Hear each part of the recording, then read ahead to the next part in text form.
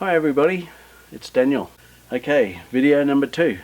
Today I'd like to talk to you about these raised beds and the manner in how I structure the soil and the soil types, starting from the bottom all the way to the top. There's a bit of science in all this, so I just thank you ahead of time for being patient. First question I've got is, why not wood as opposed to steel? Wood, timber, lumber, put together properly in your garden, on your deck, looks a lot more aesthetically pleasing. I agree. But these raised beds out of galvanised metal allows me to put a bung on the bottom, a hole where I can capture the fluid that drains through all these stratas, all this liquid, this worm castings, the compost tea. Takes it all the way through, and I can capture it in the bottom and then recycle it, put it back through all the plants. There's so much nutrients in there, so I don't want to waste it, so much mineral. So I'll elaborate as we go.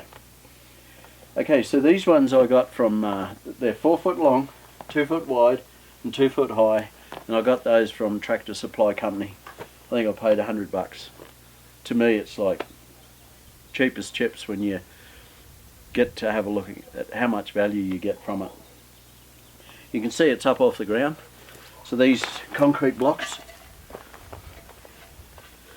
they're a bit heavy, a bit hard to handle, but 8-inch wide, 8-inch high and 16-inch long. They do a fantastic job, no maintenance, no rotting. And I've got 3 under there. I've got one there, and one there underneath, and super sturdy. There's no kid's going to knock that over, I guarantee that. All the soil, there's a lot of weight in there by the time it's finished. I've put a spirit level across the top, and it's leaning slightly down towards where I've got the outlet. And I'll use this one here just to show you.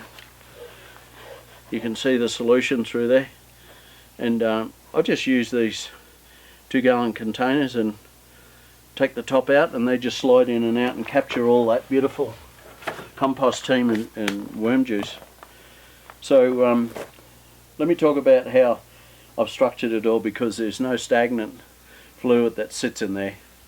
So the first thing I've done on the bottom is I've got a hold of these landscape gravel stones. So they vary in size from 1/2 inch up to 1.5 inches, and they're just a landscape aggregate. And I bought a whole cubic yard of them for $35. Oh no, it might have been $45. Yeah, $45. In the back of my pickup. Came home and put them into totes so they're easy to store, and I can get to them and use them for other landscaping jobs. But I had enough out of that cubic yard to do all of these 9 raised beds that I've got. So in the bottom of that raised bed there's a layer of 2 inches deep in these, with these stones, so no fluid can sit stagnant and potentially rotting in that layer. And how I kept the soil away from there to stop it is I've used this, which is just essentially a 1-inch chicken wire. The roll is I think it's 50 foot long, 3 foot high, and it's a 1-inch mesh, and super easy to handle. And I just cut a piece off that's big enough for the bottom of the raised bed, put the stones in, put the 1-inch chicken wire straight on top of that, and how I then go to stop the soil getting through the chicken wire and into the stones is I put this landscape cloth. And you can see through. It's about a 70% weave, and just serves the job perfect. UV stabilized, all those goodies. So I just covered a piece of that to the same size as the base of the bed. So we got a 2-inch layer, stone, 1-inch chicken mesh, landscape cloth, done. That's it. And then we can go about putting our soil on top, and it'll never get down in that bottom strata to block anything. We're always going to have a beautiful flow of you water the top and it's going to flow straight out the bottom, and you can capture all that beautiful mineral rich dense solution that you can recycle with your plants. Let's talk about the soil mediums that we're going to put through there. Let me say this, disclosure. I've tried organic compost. I've tried this one here. I've tried this one here.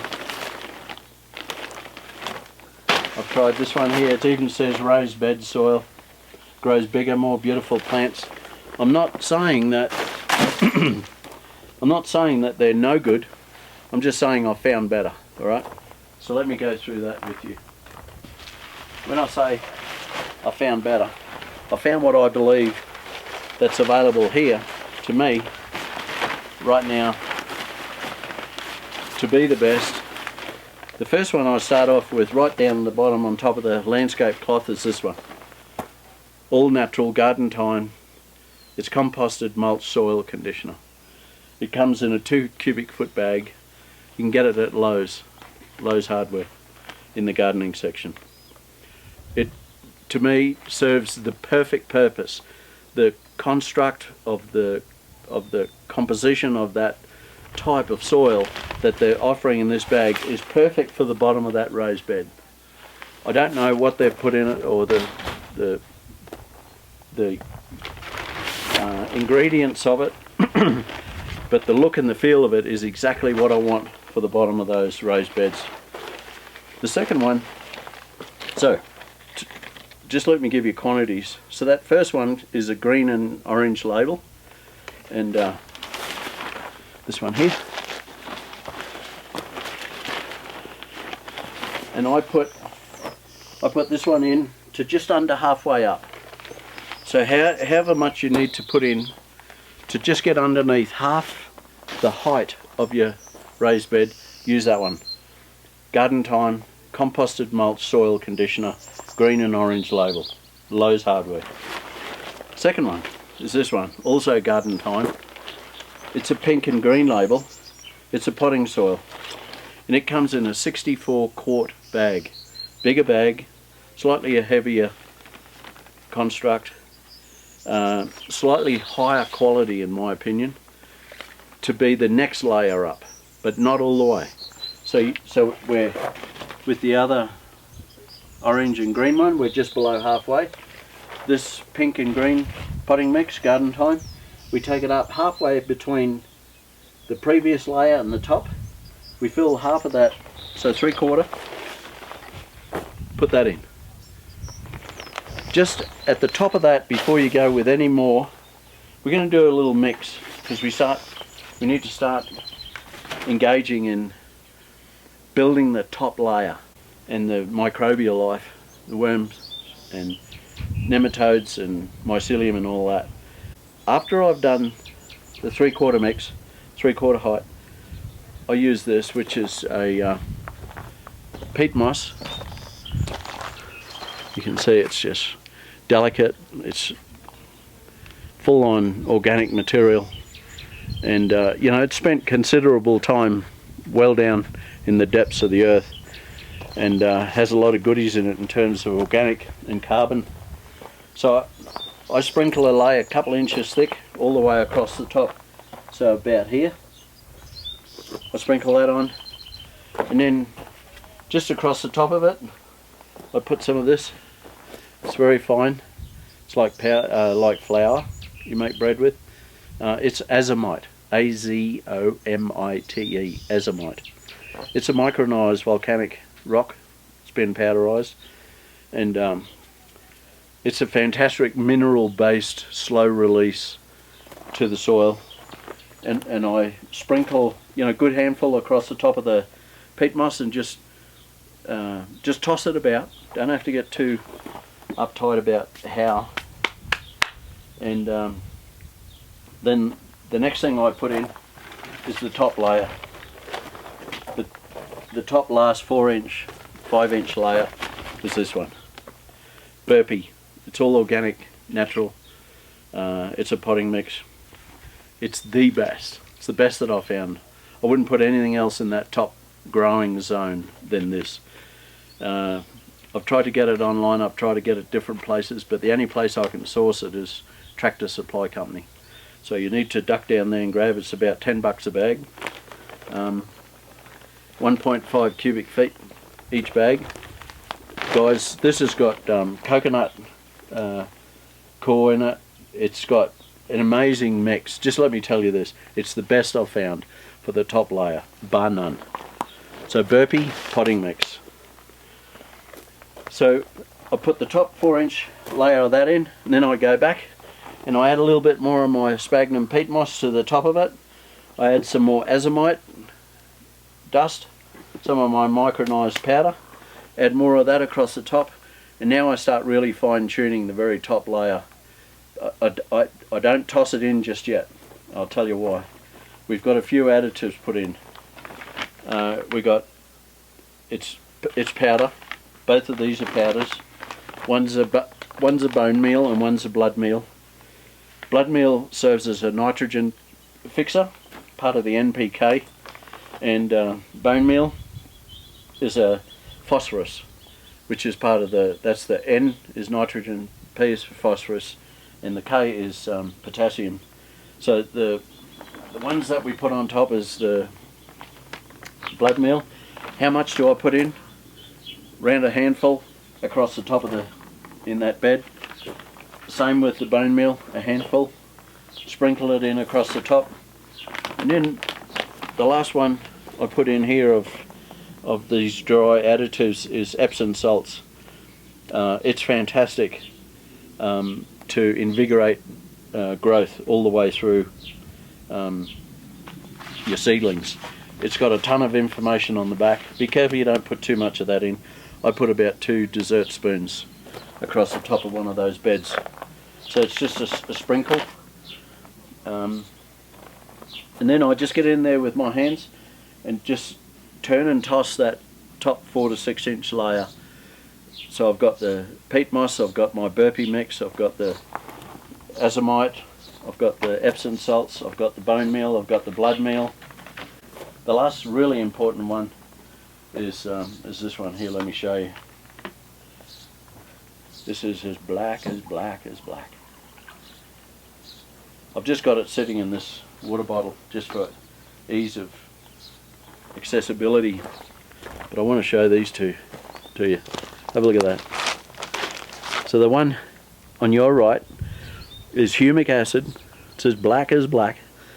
You can't see through it. It's got 72 essential trace elements and minerals, all the minerals that we would want in the human body as well as in our plants and food and soil. This lighter one is fulvic acid. The fulvic acid actually comes out of the humic acid, but I'm not going to get into the science. I'll make my own, but you can get these commercially, and if you want to know a bit more about it, get in touch with me and I can give you a heads up on all that. But let me talk to you a little bit about why these are so important. Humic acid is the heavier molecular weight solution of the two, and with all its minerals and the task and the job that it does is it takes and makes all the nutrients available that's already sitting in the soil, available or unavailable. It takes this little guy here, takes it all like crab claws, pinches them and nips them all up and carries them to the cell structure of the root mass, the root ball of each of the seedlings.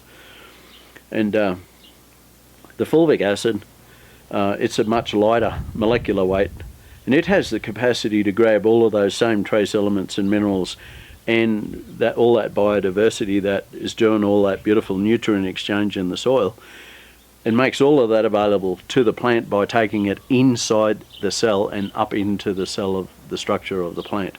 So both these do incredible jobs, and I wouldn't have any of my raised beds without them. So humic acid and fulvic acid. Look it up. I apply that 3 times.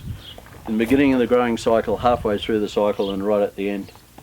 So as you can see, guys, there's a bit of science in all this, but it's not hard. Just follow the instructions on this video and you can't go wrong. the last thing I've got to talk to you about is the mulch. You'll see on these beds I've got mulch, look, just thick layers of mulch full of worms, full of nematodes, mycelium, all the microbial life.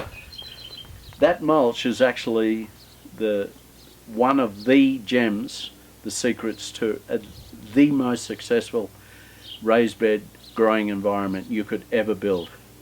Why? It's obviously, it's natural straw.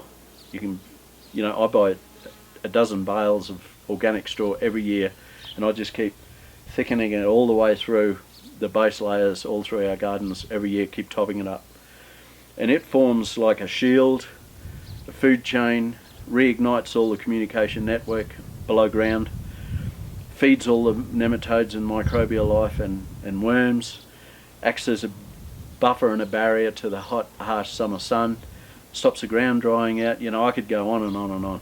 So guys, my beds have got 4 to 6 inches of this mulch across the top of them all year round, and in winter I put 3 times that amount on, and I thicken them up this deep to winterize the beds, but I'll go into that in another video.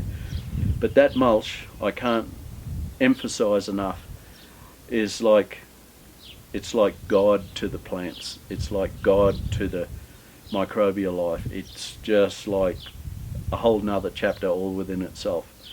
How I apply it is with my bales.